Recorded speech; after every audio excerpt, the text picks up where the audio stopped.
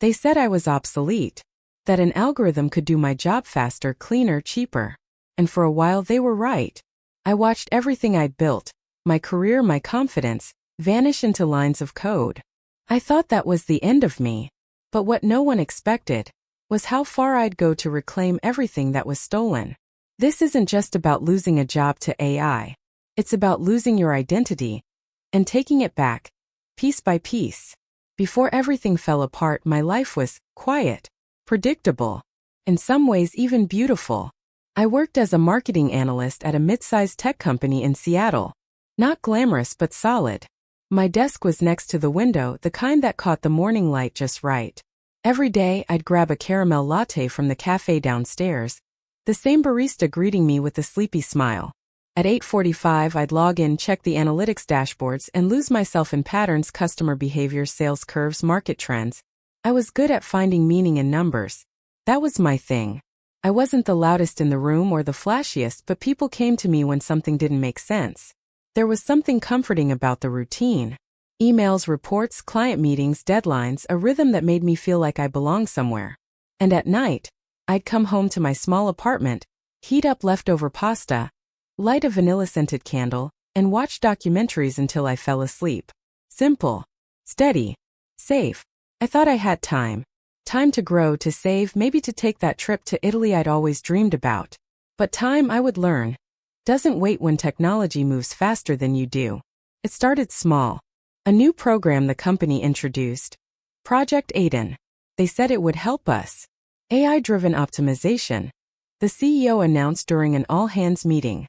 His voice was full of excitement, his smile rehearsed. Aiden will take care of repetitive tasks, so we can focus on creativity. Everyone clapped. Everyone except me. Because deep down I had a bad feeling. I'd seen how these things went before. First the assistants, then the enhancements, and finally the replacements. Still I pushed the thought aside. I wasn't just a number cruncher. I understood why the numbers moved, not just how. No machine could understand emotion. Or at least that's what I believed. That night I remember the smell of rain on the pavement, the flicker of streetlights through my umbrella, and how the city seemed indifferent. Seattle has this way of making you feel small, like a single drop in an endless drizzle. When I got home I took off my wet coat, made tea, and opened my laptop. I wanted to understand Aiden, this new assistant. I stayed up until 2 a.m. reading about it. Machine learning models, natural language processing, predictive algorithms, things that sounded both fascinating and terrifying. It wasn't just software. It was a system that learned from us, every report, every pattern, every insight we fed it. And I realized it was learning me. The next few weeks were strange. First, Aiden made things easier. It predicted client trends before I even finished analyzing them. It generated automated reports that took me hours to create. My boss Dylan seemed thrilled. "Cheyenne, this is incredible. Look how efficient we're becoming," he'd say, patting me on the shoulder. But I noticed something. He stopped asking for my analysis. He stopped calling me into strategy meetings. And when clients praised our new insights, Dylan smiled, but never mentioned that I used to provide them. The air around the office shifted. Conversations became shorter. Eyes avoided mine. My once comfortable workspace now felt foreign. I remember one morning, it was a Tuesday, when I came in early, coffee in hand, ready to start a new project. But my system access was locked. First I thought it was a glitch. Then Dylan appeared behind me. "Cheyenne," he said, avoiding eye contact.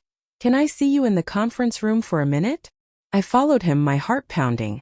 The room was cold, glass walls reflecting the pale light. HR was already there. And in that moment, I knew. They said the words I'd heard others whisper before. "Your role has been made redundant due to AI integration." Just like that, years of effort, loyalty, and identity replaced by lines of code. I always thought the hardest part of losing your job was the money. But no, it's losing your purpose. It's waking up the next morning and realizing the world moved on and didn't notice you were gone. But what they didn't know was that I was already planning my comeback. The first few days after losing my job felt like a blur. I kept waking up early, as if my body hadn't realized it no longer needed to. The apartment was too quiet. The clock ticked too loud. Even the sound of my coffee machine hissing felt like mockery. I'd sit by the window, watching the morning light hit the buildings across the street, the same light that used to fall across my office desk. Now, it just reminded me that someone else, or rather something else, had taken my place. At first, I tried to convince myself it wasn't personal. Cheyenne, my mom said over the phone, you'll find something else. You're smart, hardworking. This is just how the world changes. But it was personal. Because the world didn't look me in the eyes when it told me I was obsolete. Dylan did. I couldn't stop replaying that moment in the conference room. His fake sympathy, the way he avoided my gaze. His words carefully scripted like a press release. You've been such an asset to the company, but we're moving toward AI integration. AI integration. Such a clean phrase for such a messy wound. Through the glass I could see them. My old team. Laughing, working, chatting. And on the big digital display near reception, the company proudly showcasing Project Aiden's success. 35% faster, 20% more efficient. It hit me then. My years of late nights, my insights, my systems, all of them had been used to train Aiden. It wasn't just replacing me. It was me. That night, I sat in front of my computer. I opened my old work files, client data, case studies, everything I had contributed. And as I scrolled through, I noticed patterns, specific keywords, algorithms, predictive behaviors that felt familiar. Because I designed them. My brain, my logic, my intuition. All coded into something that now made me irrelevant. I remember whispering to myself, they built Aiden using my mind, and now they're using it to erase me. For weeks I tried to move on. I sent out job applications. Dozens. Then hundreds. But every rejection felt colder than the last. Some didn't even bother with a reply. Others said, we're looking for someone with stronger AI integration experience. How ironic. AI had taken my job, and now not knowing how to use it was keeping me from finding another one. My savings dwindled. My fridge was mostly empty. My landlord started leaving notes under my door. And yet, deep down beneath the exhaustion, something was burning. They were celebrating the thing that destroyed me, and I was supposed to just disappear quietly. Pause. Her tone shifts, colder now. But that night I decided I wouldn't. I started learning about AI. Not because I wanted to join the race, but because I wanted to understand the enemy. I watched every lecture I could find, read every paper, joined online forums under fake names. I began to recognize Aiden's architecture, its weaknesses, its dependencies. Every line of code I read made me angrier and sharper. Days turned into nights. My eyes burned from the screen, my hands cramped from typing. But for the first time since I was fired, I felt alive. There's a strange kind of power in pain when you stop trying to avoid it and instead you learn from it. Each rejection email, each sleepless night, each quiet meal alone, it stopped feeling like failure. It started feeling like training. Because somewhere deep inside I knew. They hadn't destroyed me. They had built me into something they couldn't control. They replaced me with AI. But I was about to teach them what real intelligence looks like. It's strange how silence can hurt more than words. When you lose everything, your job, your purpose, your identity, the world doesn't pause. Keep spinning. People still go to work, drink their lattes, post smiling photos, laugh at things that don't feel funny anymore. And you sit there, invisible. The days started to blend together. Morning light, coffee, empty inbox. Sometimes I'd scroll through job listings until my eyes blurred. Other times I'd just stare at the ceiling, wondering how a person could feel so erased. I stopped answering texts. Friends reached out at first. How are you holding up? I'd reply, I'm fine. But eventually they stopped asking. Because I wasn't fine. And people only like to help when the story still looks fixable. Cut to Cheyenne sitting on her couch, the glow of the TV flickering in the dark. My savings were nearly gone. Rent was due in a week. I'd applied to everything I could, from analyst positions to barista jobs. And every time I got a rejection, it felt like a confirmation. I wasn't needed. Not by anyone. One night I got an email notification. I opened it, half expecting another automated, thank you for applying. But it wasn't that. It was from Dylan. He wrote, Hey Che, hope you're doing okay. Just wanted to let you know that Aiden's performance has exceeded expectations. It's like your work lives on in it. Thought you'd appreciate that. I stared at the message for minutes, unable to move. He thought I'd appreciate that. My breath shook. My fingers hovered over the keyboard, trembling. Then I started typing fast, furious words pouring out like poison. You didn't build Aiden. I did. You just watched while I gave everything I had, every late night, every insight, every idea. And then you let a machine take credit for it. Don't you dare call that a legacy. I didn't send it. I deleted every word. But for the first time I realized how deep the wound went. The woman staring back didn't look like me. Her eyes were sunken, skin pale, lips dry. There were nights I forgot to eat, mornings I forgot to brush my hair. I wasn't Cheyenne, the smart, capable analyst anymore. I was just static. I sat on the bathroom floor, back against the cold tile, and cried until I couldn't breathe. It wasn't the kind of crying that asks for comfort. It was the kind that comes from something breaking inside you, the soundless kind where even your tears feel tired. Days passed. I stopped checking the time. At one point I walked down to the pier, the one near my old office. The wind was cold, the water dark and endless. I watched the city lights shimmer across the waves. For a moment, I wondered if anyone would notice if I just disappeared. Then my phone buzzed. A notification. Another post from my company's page. Dylan smiling, holding a trophy. Aiden wins Innovation of the Year. That was it. That was the moment something inside me shifted. I wasn't sad anymore. I was angry. And anger when you've lost everything is dangerous. Because it's pure.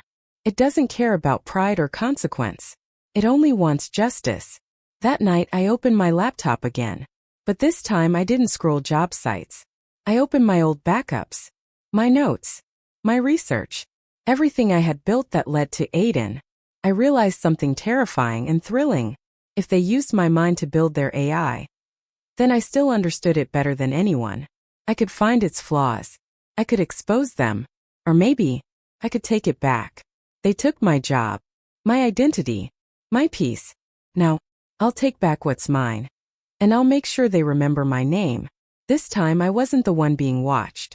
I was the one watching them. Anger is heavy, but it can be shaped. I realized that night sitting at my kitchen table. The small lamp throwing a warm pool of light over my scattered notebooks. The apartment smelled like instant coffee and old paper, the antiseptic scent of the office still clinging to my clothes. I could have burned the whole building down with words. Instead, I chose to build something they couldn't ignore. First rule I set for myself. Be smarter, not meaner. Revenge that destroys is easy. Revenge that changes the story. That's subtle, surgical, and lasting. I started with evidence. I dug through everything I still had access to. Archived reports, my own spreadsheets, the annotated models I'd sketched on napkins during late nights. I found the same footprints I'd seen before.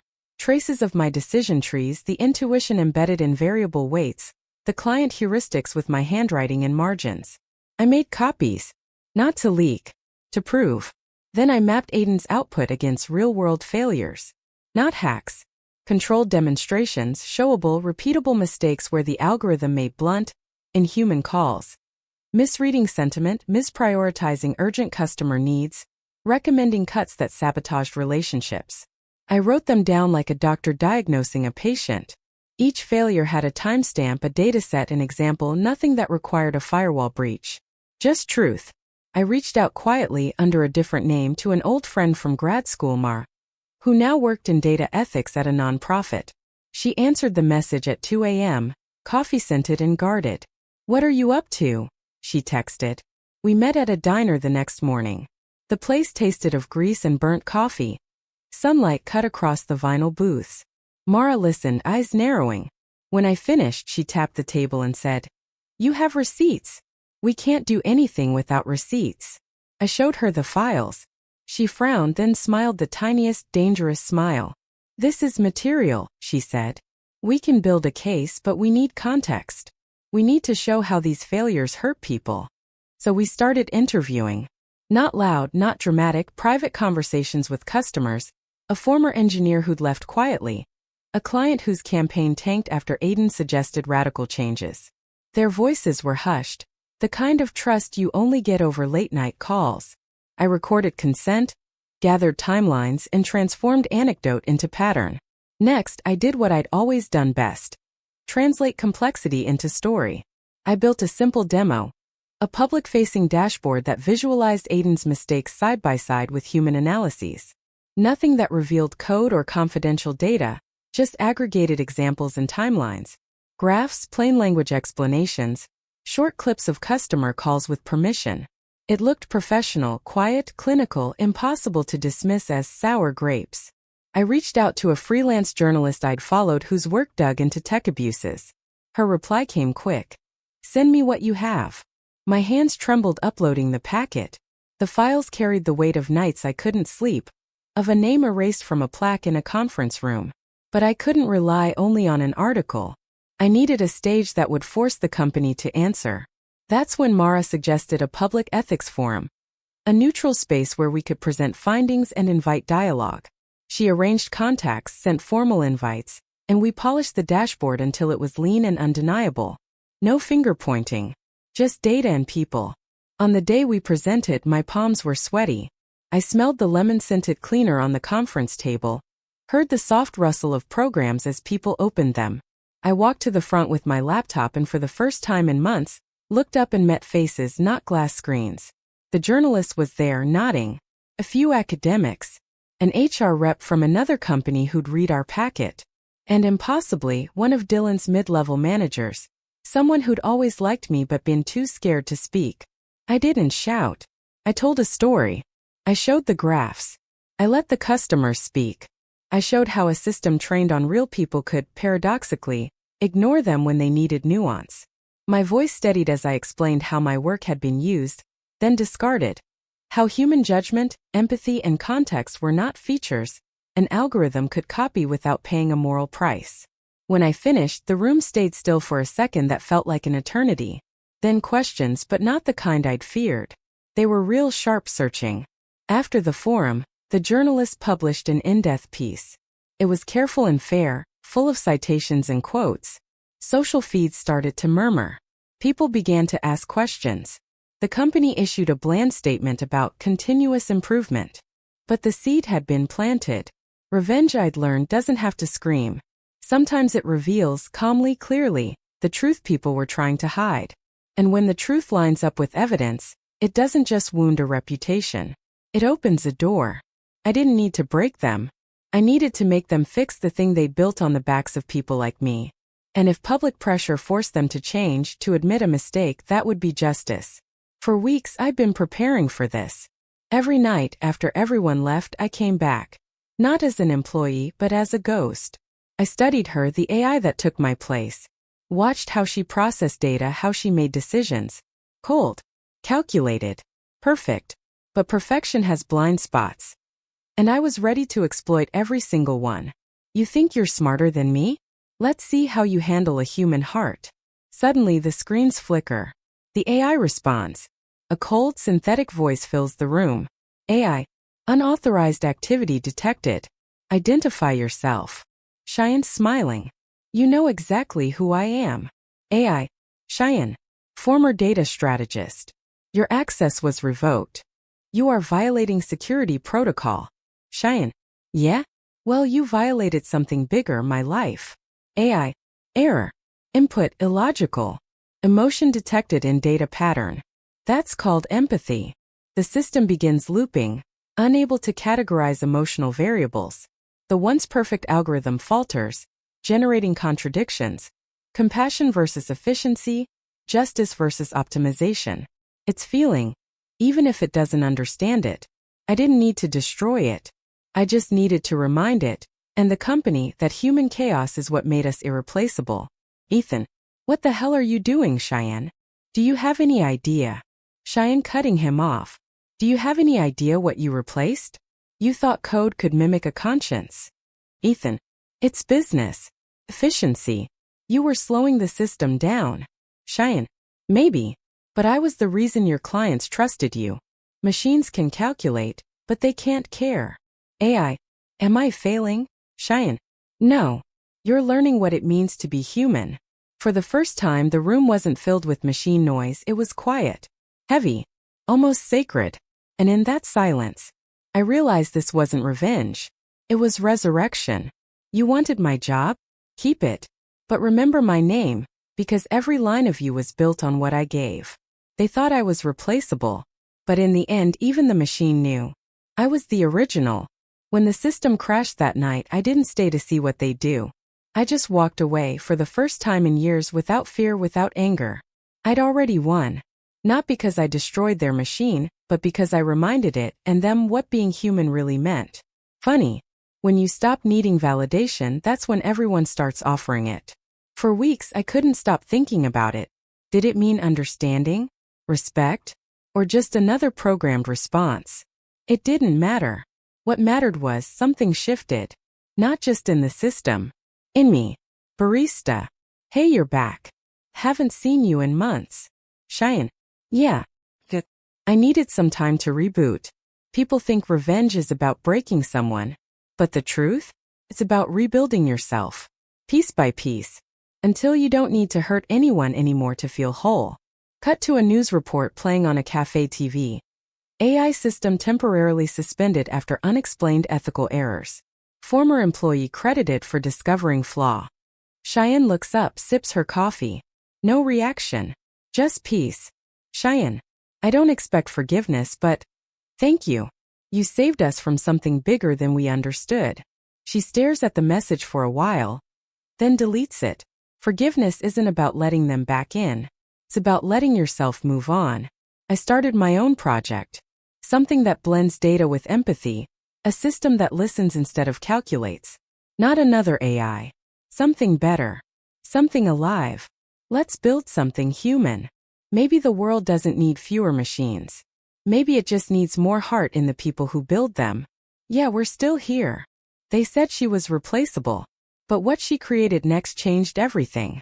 When I lost my job to AI, I thought I'd lost myself. Every morning felt heavy. Every breath mechanical. It's strange how silence can feel louder than any humiliation. I remember the day I stopped fighting the machine and started understanding it. For months, I believed revenge would make me feel whole. But in the end, what healed me wasn't destruction. It was creation. We spend so much time trying to prove our worth to systems that can't feel it. But here's the truth. You can't replace soul with logic. You can imitate it.